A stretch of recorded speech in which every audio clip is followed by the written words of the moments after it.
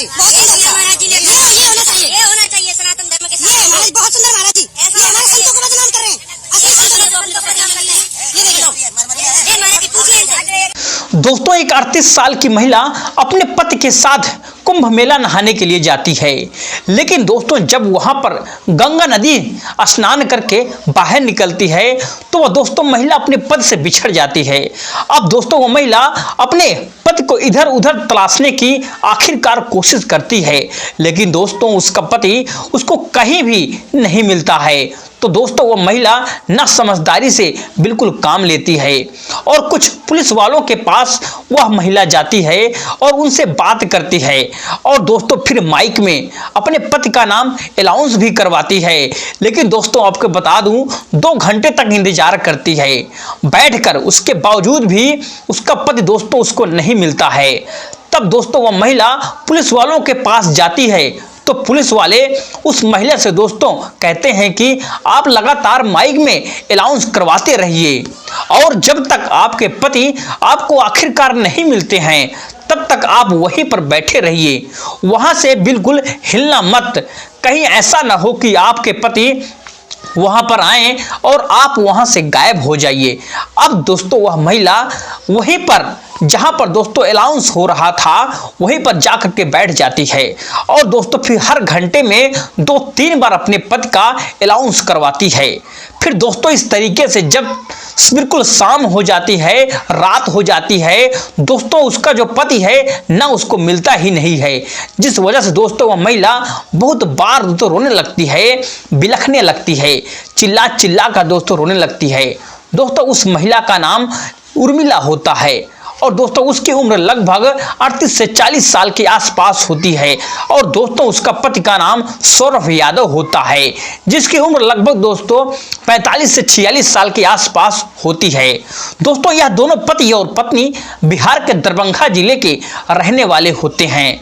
वह दोस्तों बड़े ही शौक से कुंभ मेला में स्नान करने के लिए बिल्कुल आए हुए थे, बड़ी दोस्तों श्रद्धा से आए हुए थे।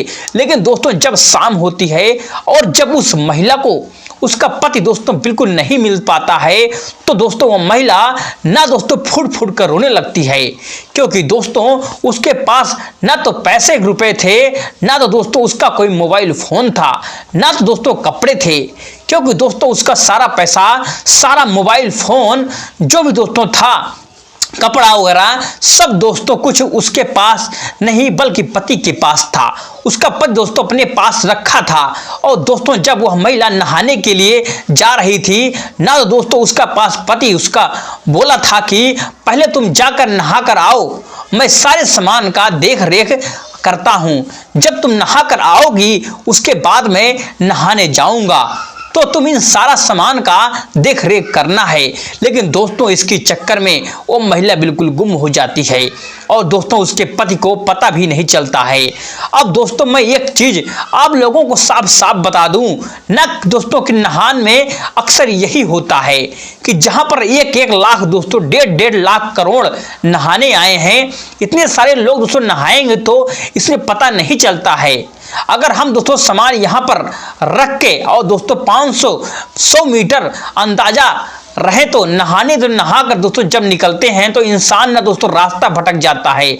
हमको दोस्तों इस रास्ते पे जाना है, किस रास्ते से नहीं जाना है, दोस्तों इस रास्ते पे जाना है, किसी को पता ही नहीं चलता है कि हमारे घर वाले किधर खड़े हुए हमारे इंतजार कर रहे हैं। दोस्तों यही जो है ना उस महिला के साथ हो जाता है।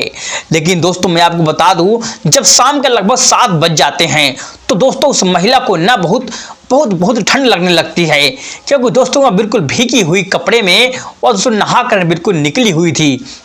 तभी दोस्तों उसका पति उससे लापता हो गया था, उसको मिल नहीं पा रहा था और वह दोस्तों अपने पति को बहुत ढूंढने की आखिरकार कोशिश की थी, लेकिन दोस्तों नहीं मिल पा रहा था।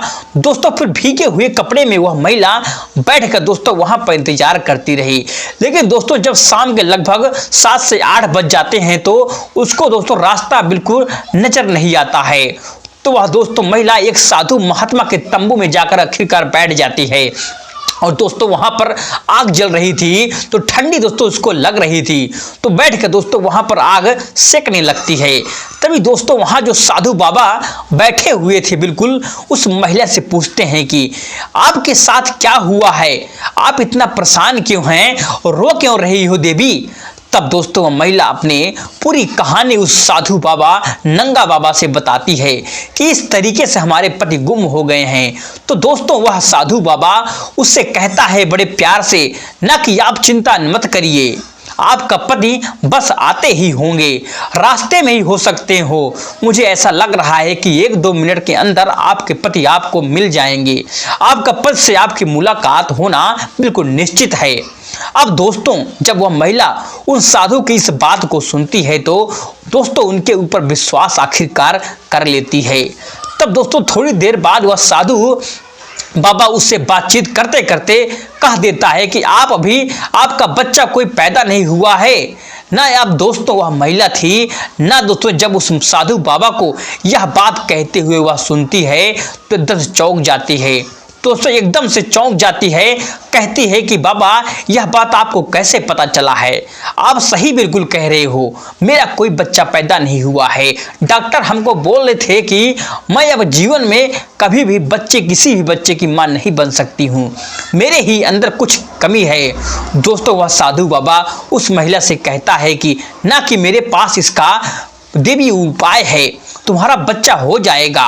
अब दोस्तों जब यह बात वह महिला सुनती है तो दोस्तों वह पढ़ी लिखी नहीं थी, बिल्कुल गंवार थी, तो दोस्तों उसकी खुशी का ठिकाना नहीं होता है। वह कुछ देर के दोस्तों वह भूल जाती है कि वह कुंभ मेले में आई है और उसका पति इस मेले में खो गया है, बिछड़ गया है। अब दोस्तों वह महिला हाथ जोड़ करके उन साधु बाबा के पैरों में गिर जाती है और दोस्तों उनसे कहती है कि ना कि बाबा मैं बच्चे के लिए बहुत तड़प चुकी हूँ, बहुत तड़प रही हूँ। हमारे गांव के एक साधु बाबा बोले थे मुझे कि कुंभ मेला लगा हुआ है, जाकर स्नान कर लो, शायद तुम्हारे दुख दूर हो जाए, तुम्हारी जो इच्छाएं हैं शायद वह पूरी हो जाएगी। इसलिए बाबा मैं अपने पति को लेकर के यहाँ पर आई थी, लेकिन यहाँ आने के बाद मुझे आपसे मुलाकात हो जाएगी यह तो मुझे पता ही नहीं था, मालूम ही नहीं था। आप मेरे बारे में इस तरीके से सब कुछ अचानक से जान जाएंगे, मुझे पता ही नहीं था, यह भी कभी नहीं सोची थी। दोस्तों यह महिला ना हाथ जोड़ करके उन साधु बाबा से कहने लगती है कि बाबा बताइए मुझे बच्चा पैदा करने के लिए हमें क्या करना पड़ेगा, कोई उपाय बताओ।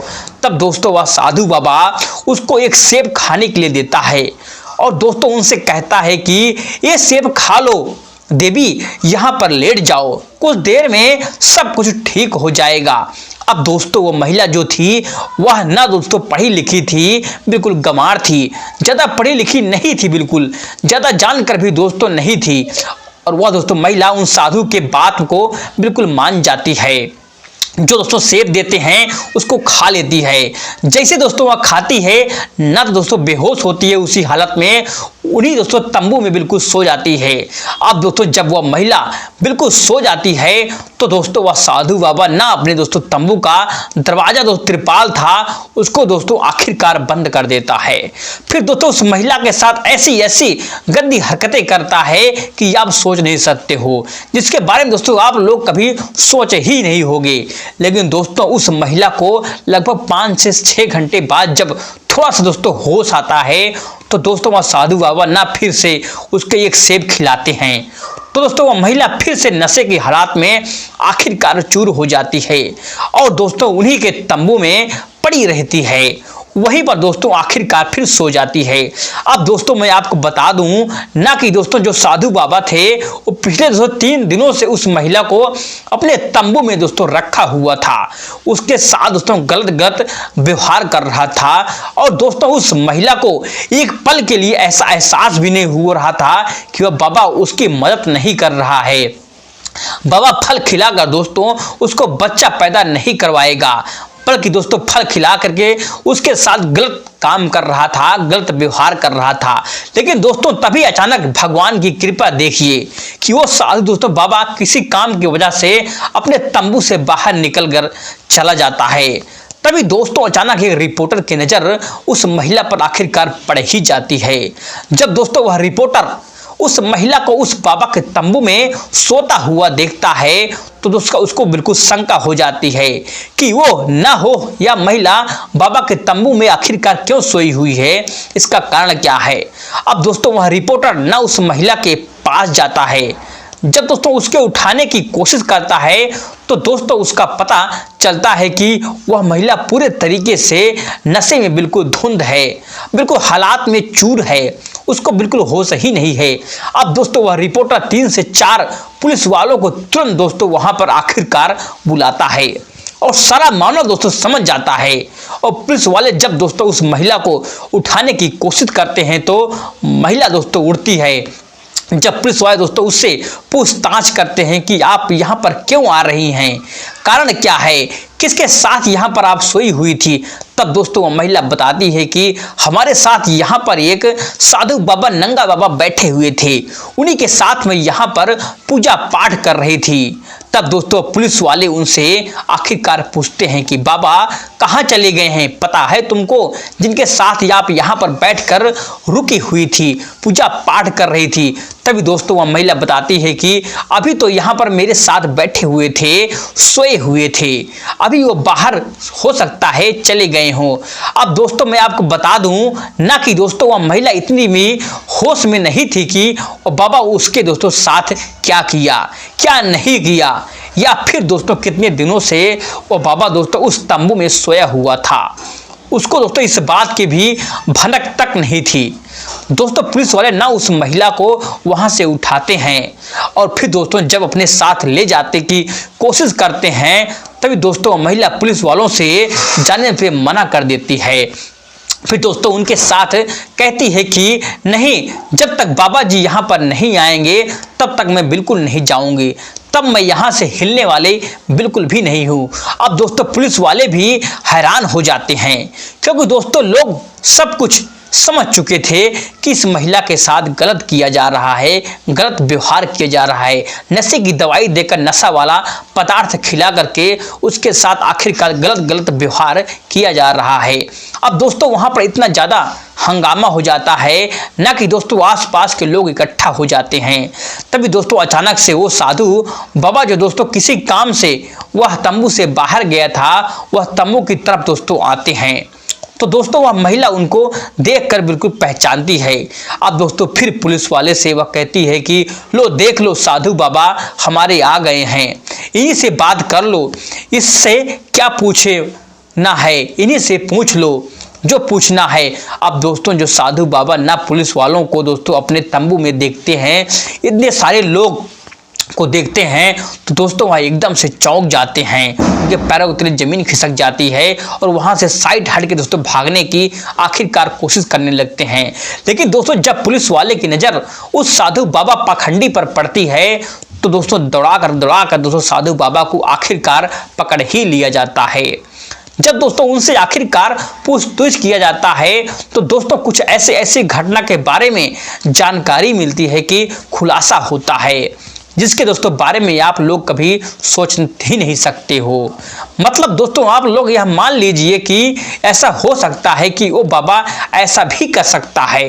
तो दोस्तों पुलिस वाले जब उनसे पूछताछ करते हैं ना तो दोस्तों वहाँ पर खुलासा यह होता है कि जो साधु बाबा वहाँ पर था वह दोस्तों जयपुर का रहने वाले थे और वो साधु दोस्तों बाबा बिल्कुल भी नहीं था, बल्कि वह एक मुस्लिम था और दोस्तों साधु बाबा का भेष बना करके पैसा कमाने के लिए दोस्तों उस कुंभ मेले में आया हुआ था। दोस्तों फिलहाल आज के इस वीडियो में बस इतना ही। वीडियो को दोस्तों पसंद आई हो तो वीडियो को लाइक और दोस्तों चैनल को सब्सक्राइब जरूर करिएगा। चलिए दोस्तों मिलते हैं नेक्स्ट वीडियो में एक नई कहानी के साथ। तब तक के लिए जय हिंद, जय भारत, जय हिंदुस्तान।